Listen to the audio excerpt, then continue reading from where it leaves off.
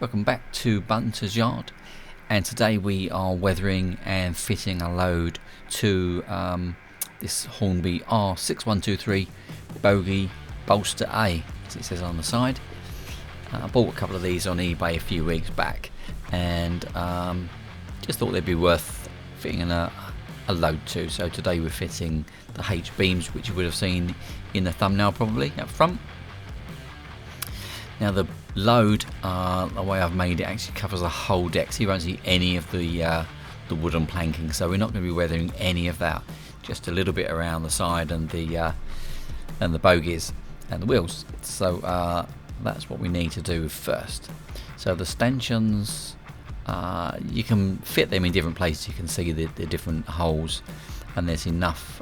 There's actually 16 in the kit. We're just using 8, and we're just going to fit them on the sort of extremities on the furthest out we can, because the size of the load needs the whole width of this. So we're going to super glue them into place. Now this isn't particularly exciting to watch somebody putting these in. I do appreciate that. So a lot of things that we do, I normally just show you a little bit of it, and then if it's going to be repeated, I don't need to show you me doing all 8 of these or both sides if I'm going to do some painting exactly the same. So I do edit it down to get rid of a lot of that. So to make the to weather the side, this is a mixture of a brown, which is medium brown, Vallejo here, and black as well. Just digging it down a bit further. I'm just gently sprayed it on, and then we're going to rub it straight off again. It just gives that glossy, grimy, unloved look. You don't need to use an airbrush for that. You can obviously paint it on with a brush, but an airbrush I think is a bit finer, and I quite like the look of that. So and then one of the stanchions has fallen out, I've just noticed, so we'll glue that back into place.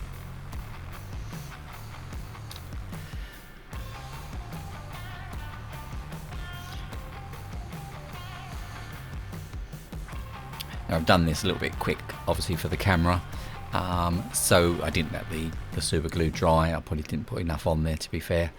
But some of the steps I would normally take a little bit more time, and so allow drying time in between them and so on.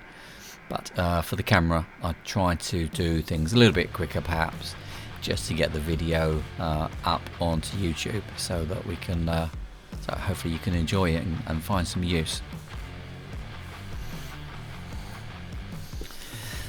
So that's the first bit. So we've gone all around, we've just made the sides a little bit dirtier with the black brown mix, and then we're adding the same brown, which is I say Vallejo camouflage medium brown, and that's going to be our sort of track sleeper grime. So just to make sure you get all of the angles from below and from above. Not putting too much on the side of the flatbed. Didn't want to get rid of all the sort of the work we've already done. At the ends are going to be a little bit dirtier, as when you've seen other videos I've done, you know that the fronts and backs we normally make a little bit dirtier. They seem to get less attention when it comes to cleaning, or if there's rain and so on. It's maybe not going to be as effective of sort of cleaning any dirt and grime off of the fronts and the backs. So I tend to leave them a little bit dirtier than the rest. It just kind of looks like the way it is on lots of images that I've seen. Now the stanchions, by the way, I've used the ones from the kit. I've looked at others, lots of pictures, and a lot of pictures they are quite heavily bent, and I did debate whether to put wire stanchions in there and bend them a little bit to make them look a bit more realistic. I might do that on the next one, but on this one I decided that that's what I would do, is just use the plastic ones. They don't stand up completely upright anyway, so there's a bit of a sort of random feel to them.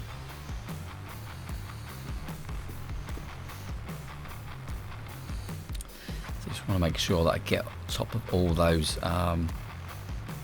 sort of axle boxes. So as the wagon goes round the corner, round the bend, they may show.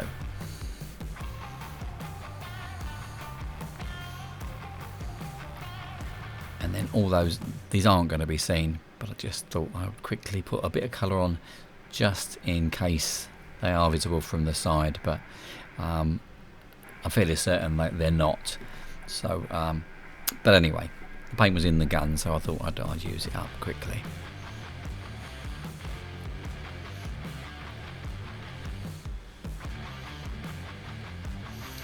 And then the last thing I'm going to do is just these tension couplings, just colour them in as well.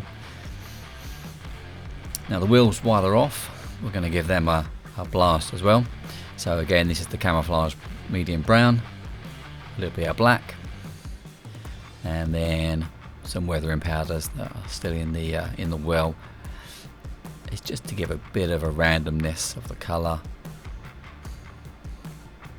And you can see this will mix and match the powders.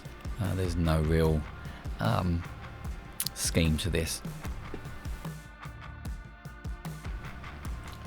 So back on the wagon, just very quickly, we've got some black in the airbrush, and we're just spraying these around the axle boxes just to give like a little effect, like brake dust, that type of thing.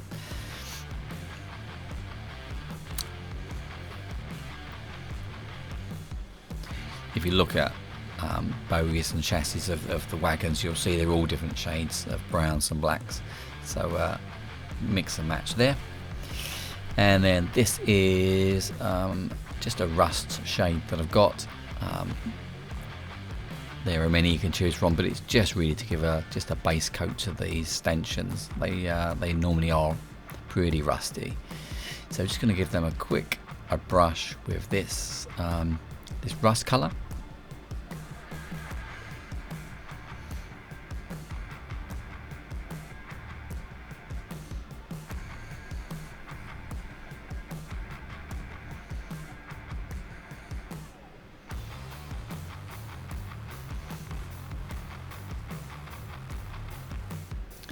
And then we'll use the powders and a soft brush, and we'll just randomly apply different shades of the rust colours to the stanchions, and that gives them more of a random appeal, random look, rather than being all uniform, all the same colour.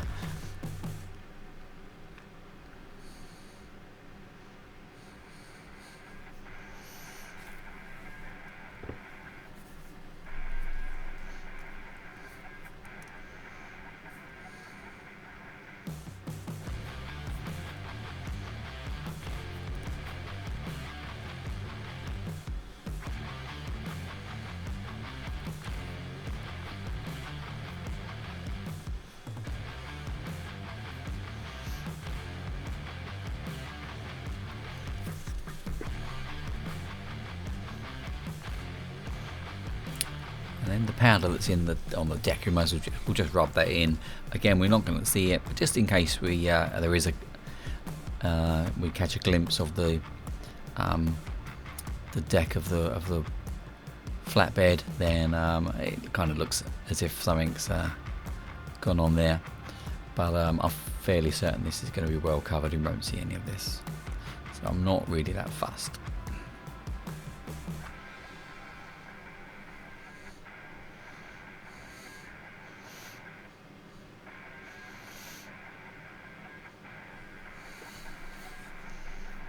So we'll add a bit of rust to the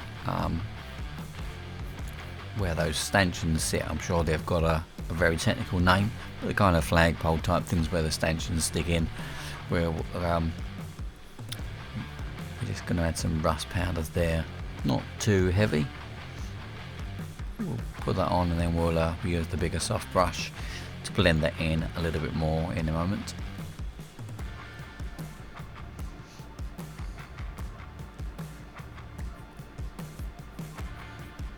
Now, there's no right or wrong way of doing any of this. It would seem, if you look at sort of stock images and sort of archive images, literally everyone, they're all different. So yeah, can't just do whatever you feel is right, I guess, within reason, of course. But there's no right or wrong way of of doing this, because as I say, they're all going to be different, and you can probably find something similar to whatever you've got in mind anyway. Now the powders are going to look a little bit bright, especially these light bright rusts, but once we use our lacquer to protect everything, it will kind of dull everything down a bit, make it a bit more uniform. I'll blend it in just a bit further.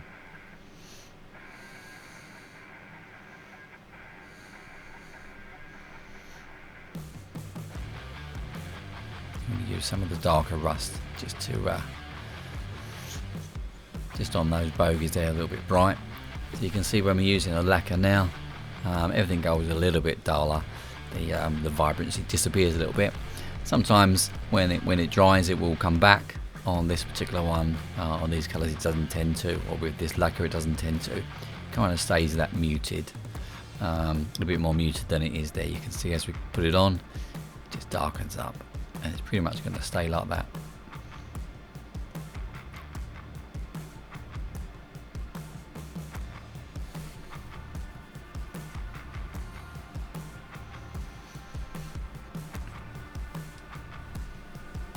So for our load, we are going to use these H-beams, and these we've resin printed. There's two sizes we're going to use. Two of the large ones, which are the new ones.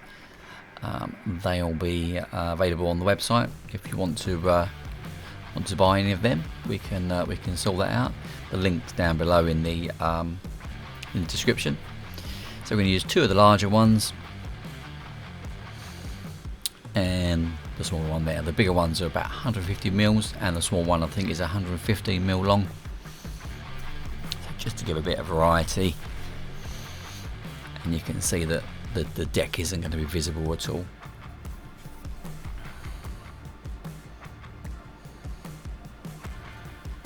So unfortunately, the studio is just a few minutes from a large sort of steel yard, so I can pop there and get some reference for these, and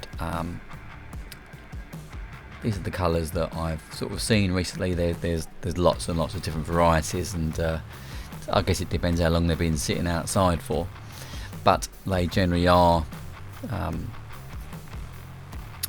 this sort of grey, silvery grey, which we just use the primer for, and then the rust would have sort of started creeping in the edge, so we'll just add a little bit of rust tone in there. And again, this is I think this is actually called red leather from Vallejo, but it's just a rust type colour.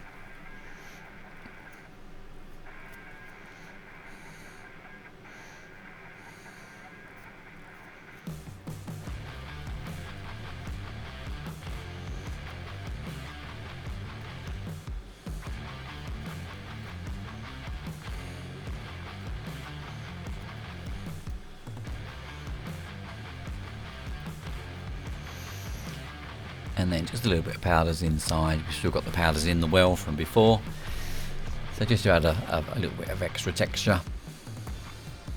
Just going to randomly apply that along the edges especially.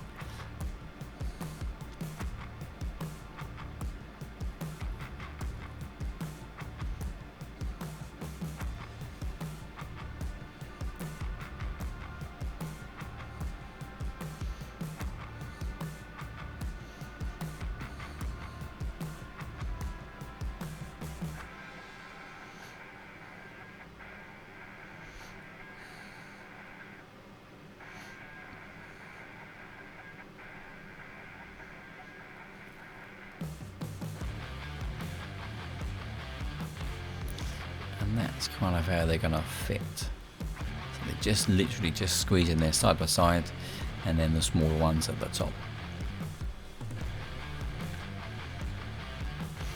Now there's a space just below, it just doesn't sit, it sits on those sort of cross beams, and the pictures that I've seen, the chains or the any sort of straps, they seem to come from underneath, so I imagine there's some eyes underneath on the bed.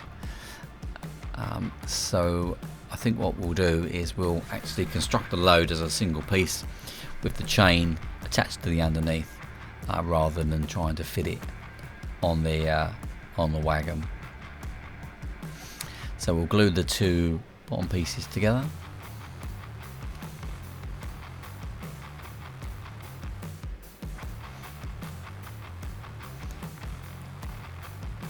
And we're going to have them ever so slightly not in line at the end. You can see there's a little tiny step at the end.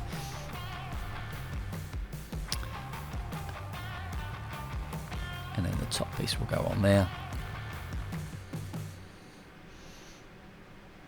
And it's almost but not exactly square as well.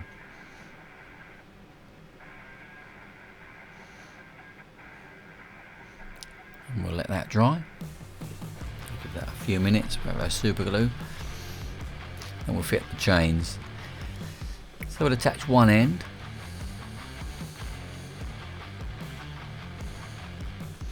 And we've got 3 chains. You can buy the chain as well, that's also on the website if you want some sort of scale chain. This is they're not expensive, but it's quite a nice feature. We'll let that dry and then we'll wrap it around, and then we'll glue the other end without gluing our finger to the load, which I normally end up doing. I'm awful with super glue.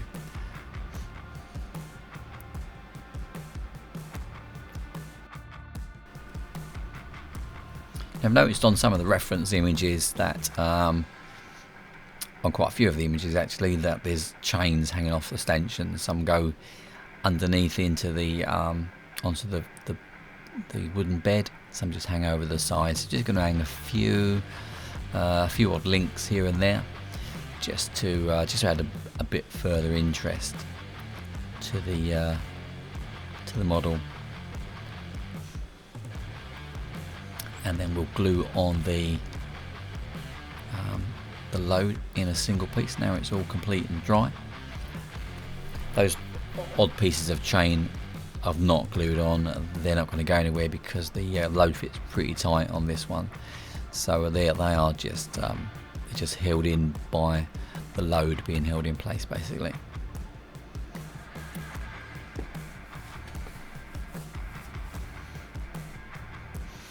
Now I've noticed in the steel yard locally that the ends of the beams are different colours. They're painted.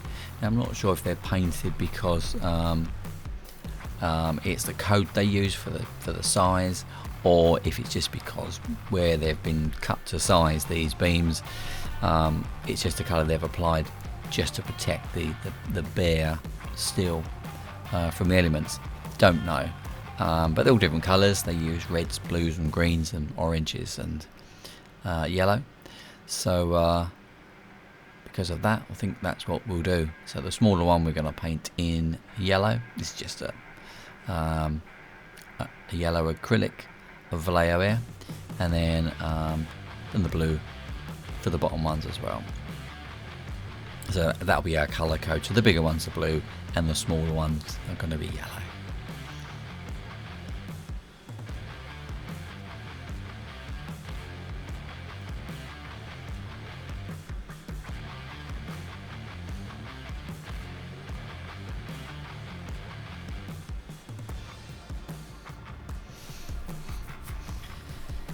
Now, because our chain is a bit bright and shiny, we're just going to dry brush. So on a dry brush, all you basically do is you put some paint on your brush and then you brush off as much as you can, and as you then brush it against whatever it is you're dry brushing, in this case the chain, so the high points on the chain are going to catch the brush and take some of the paint off and give them that sort of dirty, rusty look. And we can do that with a couple of different shades of brown, but in this case we're just using our red leather, which is our rust colour. And that's it, we're pretty much done. So that's it for today. Hope you've enjoyed watching. It's a little bit different, something a little bit different today. And I'm now going to enjoy the rest of my Easter Bank Holiday Friday. Hope you've had a good weekend, or having a good weekend. And we'll see you in the next video. Thanks for watching. If you're not subscribed, please do, and we'll see you very soon. Have a good weekend.